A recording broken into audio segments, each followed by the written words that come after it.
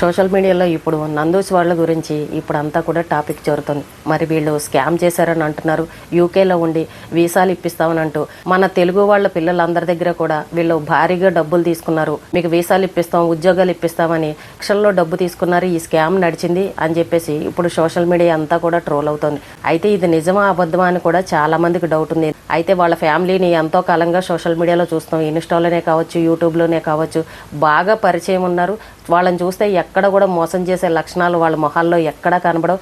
చక్కగా పద్ధతైన కుటుంబం, శారీస్ గురించి, జ్యువెలరీల గురించి వాళ్ళ ఫ్యామిలీ, పిల్లలు అందరూ కూడా చక్కగా వీడియోలు చేస్తూ ఉంటారు. చాలా ముచ్చటైన కుటుంబం. మోసం చేశారంటే కూడా ఎవ్వరం కూడా నమ్మం, అంత చక్కగా ఉంటారు వాళ్ళు. అయితే ఆ నందు గారు బయటకు వచ్చి మా మీద లేనిపోనివన్నీ చెప్పి ఇక్కడ నుంచి అక్కడ ఇండియాకి వెళ్ళి మా మీద కేసులు పెట్టి మా మీద లేనిపోని అలిగేషన్స్ అన్ని చేస్తున్నారు. అవన్నీ ఫేకు, ఎవరు కూడా నమ్మద్దు. మా పేరు చెప్పి ఎవరన్నా ఏదన్నా చెప్పారు అని అంటే మాత్రం ఎవరు కూడా నమ్మద్దని గతంలో ఆవిడ ఒక వీడియో చేసింది. కానీ ఇప్పుడు బాధితులందరూ ఒక్కొక్కరుగా బయటకు వచ్చి మేము ఫలానా వాళ్ళకి డబ్బులు ఇచ్చామని క్లియర్గా వాళ్ళు ప్రూఫ్లతో సహా బయటకు వచ్చి చెప్తున్నారు. మరి దాన్ని అబద్ధమని చెప్పలేం కదండి. అయితే యూకేకి చాలామంది మన తెలుగు వాళ్ళు పిల్లలు వెళ్ళారు. వెళ్ళిన తర్వాత ఇలాగే సోషల్ మీడియాలో చూసి మన తెలుగు వాళ్ళు కదా వీసాలు ఇప్పిస్తారు, ఉద్యోగాలు ఇప్పిస్తారన్న ఉద్దేశంతో వాళ్ళని కాంటాక్ట్ అవ్వడం, ఇలా ఒకరి ద్వారాగా ఒకరు పరిచయాలు పెంచుకొని అప్పుడే 4-5 సంవత్సరాలుగా వాళ్ళ దగ్గరికి వెళ్ళి వీసాలు కావాలని అడగగానే ఈ ఫోన్ కాంటాక్ట్లో కలవడం. ముందు అసలు వీసాలు ఎవరికి కావాలని తెలుసుకున్న తర్వాత ఈ మధుకర్ గారు అంటే నందూస్ వాళ్ళ హస్బెండ్ ఎవరైతే ఉన్నారో అతను, అయితే ఆయన వీళ్ళతో మాట్లాడాలనంటే అంత తొందరగా దొరకడంట. ఆయన ముందు వీళ్ళు వీసా కావాలా, వీళ్ళు డబ్బులు ఇచ్చి తీసుకునే ఉద్దేశం ఉందా లేదా అని తెలుసుకున్న తర్వాత వీళ్ళని బాగా ఎంక్వైరీలు చేసిన తర్వాత అప్పుడు ఆయన ఎంటర్ అయ్యి వీళ్ళతో మాట్లాడతారంట. ఆయన వీడియో కాల్లో ఈ పిల్లలతో మాట్లాడి మీకు వీసాలు ఇప్పిస్తాం, మీకు పలానా చోట ఉద్యోగాలు ఇప్పిస్తాం, మీరు ఎంత అమౌంట్ కట్టాలని అని అంతా కూడా ఆయన మాట్లాడడం. వీళ్ళు అమౌంట్ ఎవరికి ఇవ్వాలని అంటే 8 మంది బ్యాంక్ అకౌంట్ ఇచ్చారంట. అందులో ఈ మధుకర్ గారి అకౌంట్ ఉంది, అలాగే ఆయన భార్య ఈ నందు ఎవరైతే ఉన్నారో ఆవిడ అకౌంట్ కూడా ఉందంట. ఈ 8 అకౌంట్లకి కూడా కొంత అమౌంట్ని ఈ పిల్లలు ఇచ్చారంట. అంటే ఒక 20 లక్షలు అలాగా వీళ్ళకి వీసాల కోసం, ఉద్యోగాల కోసం ఇచ్చారంట. అవన్నీ ఇచ్చిన తర్వాత వీళ్ళ దగ్గర నుంచి ఏమన్నా రిప్లై ఉంటుందానంటే ఏది సమాధానం చెప్పరంట. ఫోన్లు సరిగ్గా ఎత్తరంట. ఒకవేళ ఎత్తినా కూడా మేము ట్రిప్కి వెళ్ళాం, మేము దుబాయ్ ట్రిప్లో ఉన్నాం, మేము అక్కడ ఉన్నాం, మీ ప్రాసెస్ నడుస్తుంది, పలానా వాళ్ళు లేరు, వీళ్ళు లేరని చెప్పేసి, మేనేజర్ లేరని ఇలా ఏవో ఒకటి కారణాలు చెప్పి వీళ్ళకి అలాగా వీళ్ళ దగ్గర డబ్బులు తీసుకుని వీళ్ళకి అలాగ కాలయాపన చేయడం. పాపం తీరా వీళ్ళు అక్కడికి వెళ్ళిన తర్వాత ఉద్యోగం లేక ఎక్కడుంది ఆఫీసు, ఎక్కడ లొకేషన్ ఉంది చెప్పండి అని అంటే అక్కడ పోయి చూస్తే అక్కడ ఆఫీసు లేదు, అక్కడ ఏమీ ఉండదంట. ఈ పిల్లల్ని ఏ రకంగా మోసం చేశారో చూడండి. ఇండియా నుంచి అప్పులు చేసుకుని పాపం వెళ్ళి లక్షల డబ్బులు వాళ్ళ చేతిలో పెట్టి చివరికి ఉద్యోగాలు లేకుండా ఎంత దారుణంగా మోసం చేశారండి. పైగా ఆవిడ వచ్చి బయటకు వచ్చి మేమేమి ఎటువంటి స్కాములు చేయలేదు, ఎటువంటి మోసాలు చేయలేదు, మా మీద అంతా కూడా ఫేక్ న్యూస్ వస్తుందని ఆవిడ బయటకు వచ్చి చెప్తుంది. అయితే ఇక్కడ అందరికీ ఉన్న డౌట్ ఏంటంటే మరి వీళ్ళెంత మోసం చేస్తే ఎవరు ఎందుకు బయటకు వచ్చి చెప్పలేదు, పోలీస్ కంప్లైంట్ ఎందుకు ఇవ్వలేదు, కోర్టులో కేసు వేసుకోవచ్చు కదా అని ఇన్ని రకాలుగా మాట్లాడుతున్నారు. ఒక అమ్మాయి చెప్తున్న మాట ఏంటంటే మేము ఇక్కడ లీగల్గా లేం కాబట్టి మేము ఇక్కడికి ఏ కేసు పెట్టలేము, ఒకవేళ ఏ లాయర్ దగ్గరికన్నా వెళ్దామని అంటే వాళ్ళకి లక్షల్లో డబ్బులు ఇవ్వాలి, మా దగ్గర అంత స్తోమత లేదు, మేమేదో చిన్న పార్ట్ టైం ఉద్యోగాలు చేసుకుని బతుకుతున్నాము, ఉన్న డబ్బు అంతా తీసుకువెళ్ళి వీళ్ళకి అప్పు చెప్పాము, మా దగ్గర ₹1 కూడా లేదు, ఒక పూట తిని ఒక పూట తినక రోజును గడుపుకుంటున్నాం, ఈ విషయాలన్నీ మా ఇంట్లో మా కుటుంబ సభ్యులకు తెలియవు, మా నాన్నగారికి హార్ట్ సర్జరీ అయ్యింది, విజయవాడ రమేష్ హాస్పిటల్లో చేయించాం, నేను ఇప్పుడు ఇలా జరిగిందని కనుక మా ఇంట్లో మా కుటుంబ సభ్యులకు చెప్పానంటే మా నాన్నగారికి హార్ట్ అటాక్ వచ్చే పరిస్థితి, వీళ్ళు చూస్తే ఇంత డబ్బు తీసుకుని నాకు ఏ ఉద్యోగం లేకుండా చేశారని ఒక అమ్మాయి పాపం చెప్పుకుంటూ బాధపడుతుంది. అయితే ఈ అమ్మాయి ఒక లాయర్ దగ్గరికి వెళ్ళి అసలు కలిసి మాట్లాడదాం ఈ విషయం గురించి అని అడిగితే అంటే ముందు ఆ లాయర్ దగ్గర అపాయింట్మెంట్ తీసుకోవాలని అంటే అరగంట సేపు మనకు ఉన్న ప్రాబ్లమ్ని చెప్పాలని అంటే ₹10,000 ఆ లాయర్ తీసుకుంటుందంట. అంత ₹10,000 ఇచ్చే స్తోమత ఎవరికి ఉంది చెప్పండి. మనకు వచ్చిన కష్టాన్ని వినడానికే ఆవిడ అరగంట టైం ఇస్తుందంటే అరగంట టైంలో మనకున్న బాధని చెప్పాలి. చెప్పిన తర్వాత అప్పుడు ఆ కేసుని కనుక ఆవిడ తీసుకుంటే కనుక మనం పోగొట్టుకున్న డబ్బులు, ఆ డబ్బు తిరిగి వస్తే 60% వరకు కూడా ఆ లాయర్లకు ఇచ్చేయాలంట. పైగా ఆ కేసు తీసుకున్న తర్వాత ప్రతిసారి వాయిదాలకు తిరుగుతూ ఉండాలి, ఎప్పుడు రమ్మంటే అప్పుడు వెళ్తూ ఉండాలి. ఆ కేసు తేలడానికి ఎన్ని సంవత్సరాలు పడుతుందో కూడా తెలీదు. మరి ఇక్కడ దేశం కాని దేశంలో ఉండి ఓ పక్కన సరైన ఉద్యోగం లేకుండా అక్కడ వాళ్ళు ఒక పక్కన ఏదో దొంగచాటుగా బతుకుతూ ఉంటే అలాంటి వాళ్ళు పోలీస్ కంప్లైంట్లు అంటూ లాయర్ల దగ్గరకంటూ కోర్టుల చుట్టూ ఎక్కడని తిరగలరండి. అందుకే ఏమీ చేయలేక పాపం అలా ఉండిపోయారు. ఒక అబ్బాయి కూడా వీళ్ళ దగ్గర ఇలాగే డబ్బులు కట్టి మోసపోయి పాపం అతను ఇండియాకు వచ్చేసి వీళ్ళ గురించి బయటకు వచ్చి చెప్పాడు. చెప్తే అదే విషయాన్ని 3-4 నెలల కిందట ఈ నందూస్ అన్న ఆవిడ వీడియో చేసి పెట్టింది. మా మీద ఇలా ఫేక్ ప్రచారం జరుగుతుంది, ఎవ్వరూ నమ్మకండి, మాకు ఇందులో ఎటువంటి సంబంధం లేదని ఆవిడ వీడియో చేసి చెప్పింది. మరి ఎటువంటి సంబంధం లేకపోతే నందూస్ భర్త గారికి ఎందుకు అకౌంట్కి డబ్బులు వెళ్ళాయి, మరి నందూస్ అకౌంట్ కూడా ఎందుకు ఇచ్చారు, మరి నందూస్తో మాట్లాడిన ఆ చాటింగ్ ఏదైతే ఉందో ఆ మెసేజ్లు ఏవైతే ఉన్నాయో మరి అవన్నీ ఆయన ఎందుకు మాట్లాడారు, వీడియో కాల్స్ ఎలా మాట్లాడారు అంటే భర్త వేరు భార్య వేరు ఉంటాయా చెప్పండి. నిన్న ఒక పోస్ట్ పెట్టిందా, ఏమని పెట్టిందనంటే ఒక మహిళను చేసి ఇష్టం వచ్చినట్టు ఆడుకుంటున్నారు, నేను మహిళను కదా అని చెప్పేసి నా మీద ఫేక్గా ప్రచారం చేస్తున్నారని ఆవిడ పోస్ట్ పెట్టింది. ఇక్కడ ఒక మహిళ అనే ఒక కార్డుని వాడుకుంటుంది అనమాట. ఇప్పుడు మంగిలి కేసులో కూడా చూసాం, నేను ఆడపిల్లనని నన్ను ఆడపిల్లని చేసి నా మీద అందరూ ఇలా తప్పుడు ప్రచారం చేస్తున్నారు, నన్ను అల్లరిపాలు చేస్తున్నారని ఆమె ఎలా అయితే వాడుకుందో నన్ను ఒక ఆడపిల్లని చేసి ఈ రకంగా సోషల్ మీడియాలో ఫేక్గా ప్రచారం చేస్తున్నారని ఈవిడ కూడా మొదలుపెట్టింది. కానీ మొత్తానికి ఇక్కడ మోసం జరిగింది. బాధితులు పిల్లలందరూ కూడా పాపం బయటికి రావడానికి వాళ్ళ కుటుంబ సభ్యులకు తెలిస్తే బాధపడతారు.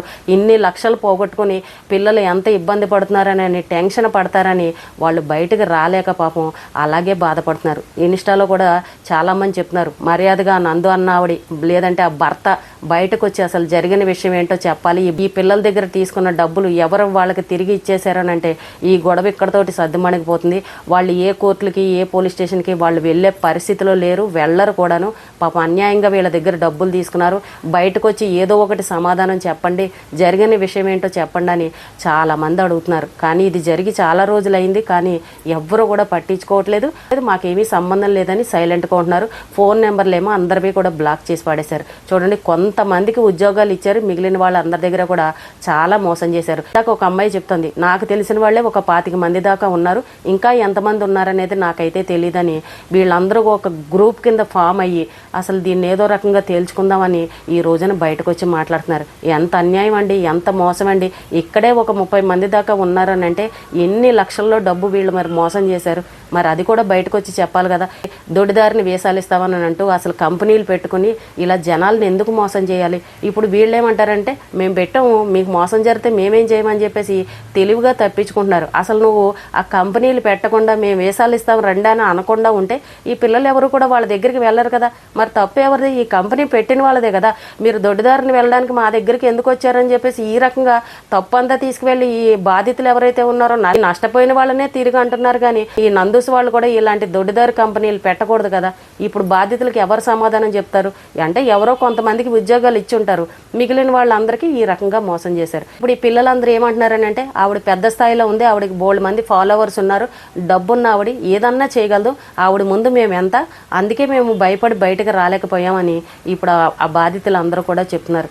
నిజంగా వీళ్ళకి ఏ పాపం తెలీదు, వీళ్ళు అన్యాయంగా ఎవరి దగ్గర డబ్బు తీసుకోలేదని అంటే భార్యాభర్తలు ఇద్దరు కూడా బయటకు వచ్చి ఇది జరిగిన విషయం, మేము ఎవరిని మోసం చేయలేదు, ఒకవేళ మోసం చేసుంటే వాళ్ళ డబ్బు వాళ్ళకి ఇచ్చేస్తామని భార్యాభర్తలు ఇద్దరు వచ్చి కనుక ఏదన్నా ఒక వీడియో చేసి ఈ బాధితులకి న్యాయం జరిగేలాగా మాట్లాడితే బాగుంటుందని మనమందరం కూడా కోరుకుందాం. కానీ ఇన్ని రోజులు కూడా సోషల్ మీడియాలో చక్కగా అంత చక్కనైన కుటుంబం అందరినీ కూడా ఆకట్టుకొని ఇంతమంది అభిమానాన్ని కోరుకున్న వాళ్ళు ఈ రోజున ఇంత మోసం చేశారు అని అంటే అస్సలు నమ్మలేకపోతున్నాం.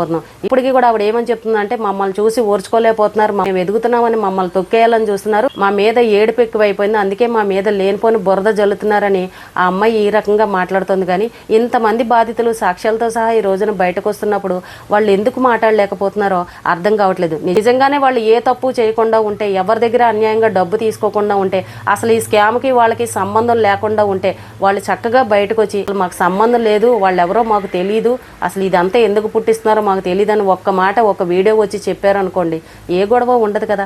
ఒక పక్కనేమో వీళ్ళు ప్రూఫ్లతో సహా చూపెడుతున్నారు, ఎవరెవరి అకౌంట్కి మేము ఎంతెంత డబ్బులు ఇచ్చామనేది మొత్తం అన్నీ చూపెడుతున్నారు, మెసేజ్లు అన్నీ చూపెడుతున్నారు. మరి వాళ్ళేమో అసలు మాకు సంబంధమే లేదు, మా పేరు చెప్పుకొని ఇలా చేస్తున్నారు, స్కాములు మమ్మల్ని అల్లరి చేయాలని చూస్తున్నారని వాళ్ళు చెప్తున్నారు. నిజంగా ఇది వింటుంటే చాలా ఆశ్చర్యంగా అనిపిస్తుంది. వాళ్ళ కుటుంబం మొదటి నుండి మనం ఫాలో అవుతున్నాం, చూస్తున్నాం, చాలా మంచి వాళ్ళు, చాలా పద్ధతైన వాళ్ళు, పైగా మన తెలుగు వాళ్ళు ఎవరిని మోసం చేయరనే ఉంది. కానీ మరి ఈ పిల్లలు చెప్పేది నిజమా, వాళ్ళు చెప్పేది నిజమా, అందరికీ అర్థమయ్యే విధంగా జరిగింది ఏంటో చెప్తే ఈ సమస్యకి పరిష్కారం అనేది దొరుకుతుంది. ఓ పక్కన పాపం పిల్లలు ఎంతో అప్పులు చేసుకుని కుటుంబ బాధ్యతలు ఉన్నవాళ్ళు, వాళ్ళలో ఇబ్బందులు ఉన్నవాళ్ళు, తల్లిదండ్రులకి చెప్పుకోలేక డబ్బంతా తీసుకువెళ్ళి వీళ్ళకిచ్చి అక్కడ తిని తినక ఉద్యోగాలు లేక నానా తంటాలు పడుతున్నారు. ఏం చేయాలో అర్థం కాని పరిస్థితి. ఈ రోజు నా పిల్లలు అక్కడ అంత కష్టపడుతున్నారు అని అంటే ఆ పాపం ఆ ఉసురు తిని తినక ఎన్ని ఇబ్బందులు పడుతున్నారండి. ఇప్పుడు ఈ బాధితులు వచ్చి బయటకు చెప్పడం వల్ల సోషల్ మీడియా అంతా ట్రోల్ అవుతుంది. అనవసరంగా మమ్మల్ని ట్రోల్ చేస్తున్నారని అంటున్నారు, కానీ జరిగిన విషయం ఏంటో బయటకు వచ్చి చెప్పారని అంటే ఎవ్వరు అనరు కదా, ఎవరు కూడా తప్పుగా అర్థం చేసుకోరు కదా. అసలు వాళ్ళని తీసుకొచ్చి వీధిలో అల్లరి పెట్టాలని వీళ్ళు ఎందుకు అనుకుంటారు? వాళ్ళు ఏమి బంధువులు కాదు, వీళ్ళు వాళ్ళకి శత్రువులు కాదు కదా. ఊరికే ఉట్టి పుణ్యాన్ని అన్యాయంగా ఎవ్వరు కూడా ఎవరి పేరుని వాడుకోరు కదా. ఎన్నో కష్టాలు పడి ఇబ్బందులు పడి విదేశాలకు వెళ్తూ ఉంటారు, కుటుంబ బాధ్యతలను తీర్చుకోవడం కోసం వెళ్తుంటారు. అలాంటి వాళ్ళ దగ్గర అన్యాయంగా ఇంతంత లక్షలు తీసుకుని మోసం చేశారని అంటే చాలా ఆశ్చర్యంగా అనిపిస్తుంది. ఇప్పుడు మిమ్మల్ని అంటున్నారని చెప్పేసి ఏదో ఇండైరెక్ట్లో వచ్చి ఏదేదో మాట్లాడేసి వెళ్ళిపోతున్నారు, కానీ అసలు జరిగిన విషయం ఏంటనేది మీరు నోరిప్పితేనే కదా తెలిసేది. ఏది చెప్పకుండా మీరు అలా ఉంటే ఎలా తెలుస్తుంది?